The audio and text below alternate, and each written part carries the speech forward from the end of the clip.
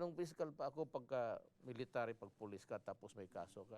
You have almost one half of your, nandoon ka na sa impyerno. And in most of the sensational cases, ano talaga, papahirapan kita. Kasi nga kung kaming mga taga-gobyerno, yung mayor, yung mga taga-gobyerno ang mag-abuso, saan nga pupunta naman yung civilian? Kung sila-sila lang mag-away dyan, okay lang. But for government to be abusive and to, nurture this kind of idiotic na nasa gobyerno na you are a class by itself, mahirap yan. Kaya ako nag-enkwentro. Mga general dito, tatang minumura ko. Kasi po, talagang mali. Talagang mali ka. Ano ka ng tao?